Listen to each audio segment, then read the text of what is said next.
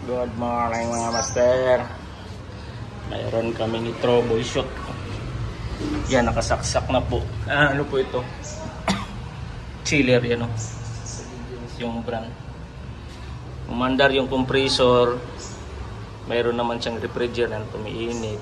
Ang problema nito, hindi masyadong lumalamig dahil yan, kahit nakasara, hindi umandar yung blower niya o evaporator fan motor. Gano, hindi umandar. Bagong-bago pa po yung unit. Pero maraming beses na kaming naka-encounter ng mga ganito. Fuji Denso, yan ang brand. Kadalasan dyan nasisira. Yan, hindi na umaandar. So ibabaklasin lang muna namin yan mamaya. Bagong-bago pa talaga yung unit. Siguro mga 1 taon pa lang ito baigit. Umiinit naman siya. Umaandar naman yung compressor. Yan. Ito yung condenser niya. Yan. Umiinit. Wala nga kaming aparato para ma-check natin yung parang malalaman natin na mainit yung tube kasi wala akong gano'n. Walang budget. Pero based sa aking experience, sense of touching, yan o, umiinit. So ibig sabihin, mayroon pa siyang refrigerant, gumagana, wala namang leaking, nakita natin. Yan o. Ito lang yung problema. Babaklasin namin ito mamaya. Titingnan namin baka stock up o open na yung supply niyan o yung linya. So update lang namin kayo mga master. Tatanggalin lang muna namin to. Kaya ko na tong pan-charge. Tanggal lang. Babaklasin namin yan. Okay naman yung switch niya. Yung ilaw niya pala. Nandito yung switch. Naka-on. Okay naman yan. So yan lang yung problema. So standby lang tayo saglit mga master. Alright Charles. Right. Yan. Atong kwan sa unaha. Itong mga bolt silalo. May 4 na tornilyo doon sa gilid. Yan. Para mabaklas. Ayan.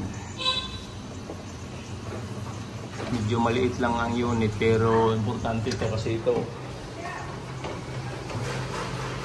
Ano po ito? Parang hotel. So tatanggalin lang muna ni Charles. So yan. Yan mga master, natanggal na ni Master Charles. Sakit yan, madali lang naman yan tanggalin. May clip yan.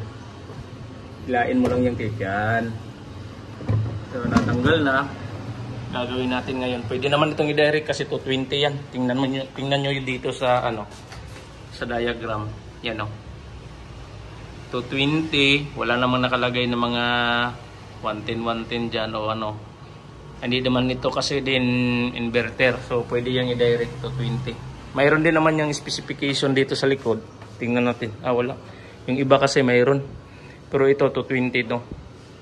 So para mas mabilis namin gawin ito, lalagyan namin ng ano yan o. Yung ginagamit namin ko. Itong wire na to, Charles. Inuubo kasi ako sa yung panahon dito sa amin, laging umuulan. Yan yung ginagamit namin para mas mabilis. Pero i-check ko muna ito. Check ko sa tester kung may linya pa ba. So akan mo muna Master Charles. So nakasit yung ating laptop. Ito yung tester. So yan, nakasit na yan sa ohms. Dito lang, dalawa lang naman ito. So 20 lang to, madali lang. So calibrate, okay naman. So tingnan natin. Mayroon siyang supply pero maliit lang. Tingnan nyo, gumagalaw naman siya. Pero titingnan natin mamaya, i-direct natin ha. Yan ang mayroon. Diba? Ang gagawin namin, baka malaglag itong tester natin. Asan na yan guys? Ito lang. Tarin lang muna natin kasi kadalasan na nangyayari yan ito maluwag na yung parang bushing na sa ilalim. So hindi magkasya, hanapan na namin ng paraan to. Standby lang tayo saglit. So ito na mga master yung sinasabi ko. Dinampiran lang muna natin. Tinanggal ko yung ito kasi hindi magkasya dito sa ano niya, socket. Ito tinanggal ko lang muna yung pinakita ko kanina. Sobrang haba na kasi yan o. Madali lang naman.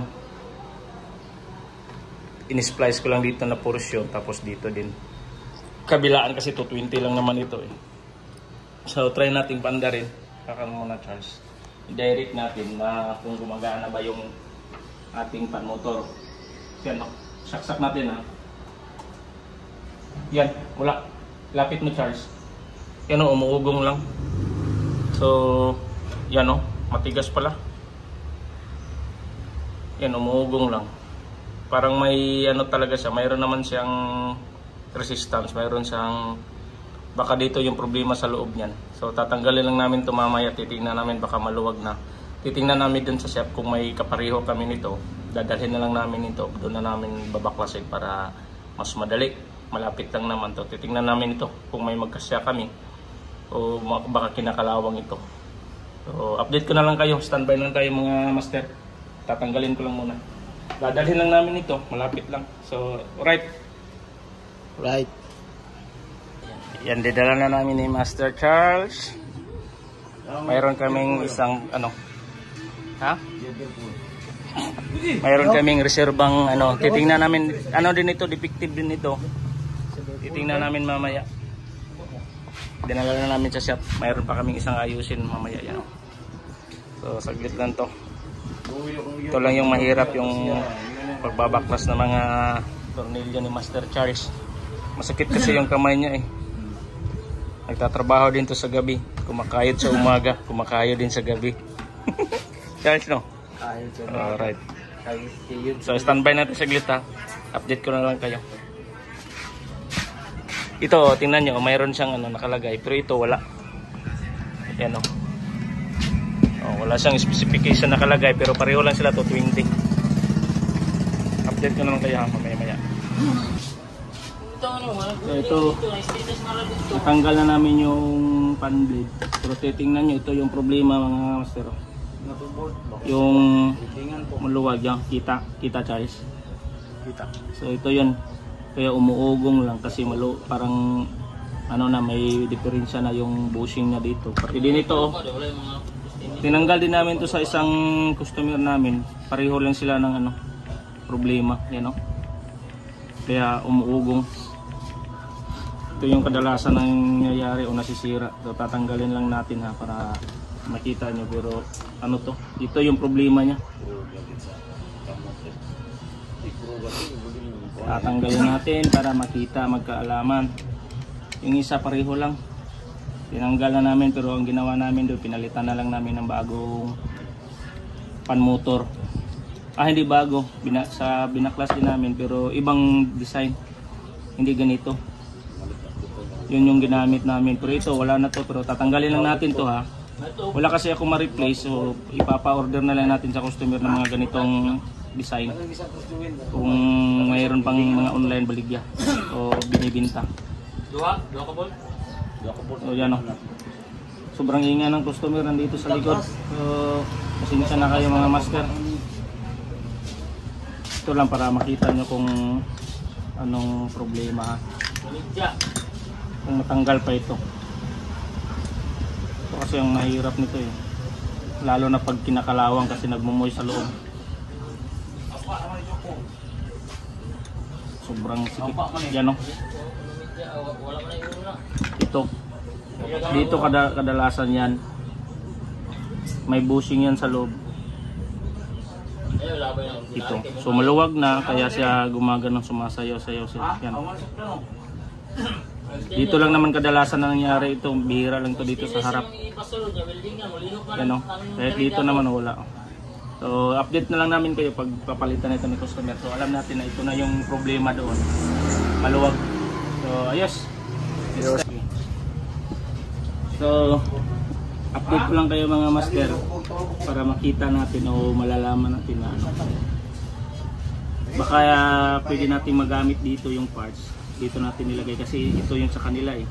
So tinanggal na namin yung mga tornilyo. Try natin, hindi sila pareho ng design ng tornilyo. Ito yung dito sa kabila. Ito yung dito. So try natin mamaya. Tanggalin natin ito muna ha.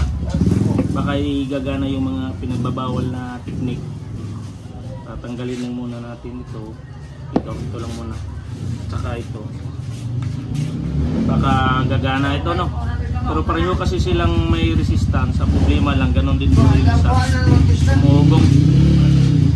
Kasi minsan na sobrang ingay. So ito yung iba, ito yung i-ano natin ng tornilyo. Ito. Try natin ha. Hindi kasi sila pareho ng sukat. So try lang natin baka narito. Nakita naman natin kanina na hindi gumagana, hindi umaandar, pero may resistance. So try natin baka gagana ito. Update lang to ha. Try natin para hindi na makabili si para hindi na makabili si customer. Try natin ipaano kay Charles. Sige. So wala oh. Umuugong lang. So ito namang isa, try natin. So ganun lang. Baka gagana. Sobrang tugas. So try natin ito. Ito namang sa likuran mo. Kulang daw to. Ha? Baka gaganat. Kasi dyan na sobrang ingay. Dito. Dito yun. So ito naman. Try natin. Yan ha. Okay, dito mo. Kung gawang yung kuwan. Baka mayroon tayong mahanap na paraan. So ganun lang naman tayo. So ito. Itong sa likuran niya sa harap, dito yon. So ito yung gagamitin natin. Yung coil lang niya, yung original niya, yung dito lang. Pero yung nakalagay sa harap na bushing at saka yung ano niya, kabila na. So try natin baka gagana na. So wala namang imposible kung ito try lang, wala naman kasi kaming mabilhan dito. Online lang. So try lang natin ha. Madali lang naman tanggalin. So hawakan natin ulit. So ayan. Baka gagana ito. So at least matutuwa. Ito ba andar? Hop. Tanggalin mo ulit Charles. Pintuin natin na. Sige. Yan umaandar. So right. So ganun lang. Umaandar naman siya. So try natin yan mamaya. Salpak doon baka goods naman ito. So update na lang namin kayo mamaya pagbalik. So dito yan oh. Yung coil lang ang sa may-ari. Yung ginagamit natin na ano dito banda. So next time ulit. Update lang namin kayo mamaya ha, pag okay na to, pag naikabit na namin doon. Yan oh, gumagana na oh. So ito na yung ipapalit natin mga master. Ito yung sa original doon sa ano, doon sa chiller, wala siyang specs na nakalagay. Ito yung pinalit natin. Kinuha lang natin yung yan sa likuran. Diba may specs na nakalagay. So try natin pandarin na. Saksak Charles. Yan o, mandar na. Diba? Yan o, mandar na. Sobrang ingay kasi mamaya na lang yun sa pakipakita ko. Ito kasi ito nasira to. Dito sa harap. So mamaya na lang update ng sobrang ingay dito. So andito na kami sa area mga master. Nakita nyo naman kanina walang specs. Yan o. Ito yung original. Yung ipapalit natin ito. Kinuha lang natin yung dito sa ano niya, sa harap niya. Kasi nasira pala ito. Kinakalawang. Tapos nung tinanggal ko pati yung bushing niya, may diferensya na dito sa harap. So hindi naman pwede nating hindi magkasya ito dito. Parang pinagpalit-palit lang natin kanina. So ito yung tumama, yung umaandar. Ito hindi talaga. May resistance pa itong coil pero sira dito. So ito na yung papalit natin. Ibabalik lang muna natin itong sakit. Tapos ipabalik natin doon kay Charles. So update na lang natin mamaya ha kung gagana ito. Medyo mahaba-haba kasi. So cut lang muna natin. So hindi na natin ito ika-cut ha para mabilisan na lang ito. Kunti na lang naman ito. Ito na lang, i-observe na lang natin to mamaya. Yan, isang tornilyo na lang, kulang. Para mas mabilisan. Doon sa kabila, kulang. Saka natin papaandarin.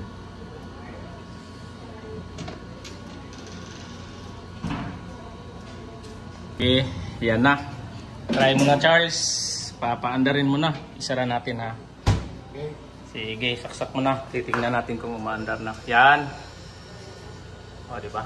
Yes. Alright. Right. So, ito, yan lang yung problema. So, nahanapan natin ng paraan. Ngayon, umaandar na, oh. observe na lang natin mamaya. Ipabalik na lang muna natin to kay Master Charles. Tapos palagyan natin ng mga tubig dyan mamaya. Babalikan natin hapon. Kasi mayroon pa kaming gagawing iba. Yan, oh, di ba? Commander, kita nyo na. So, next time na lang ulit. Tapos na rin yung aming home service. May magamit na naman sila. Maraming salamat mga master.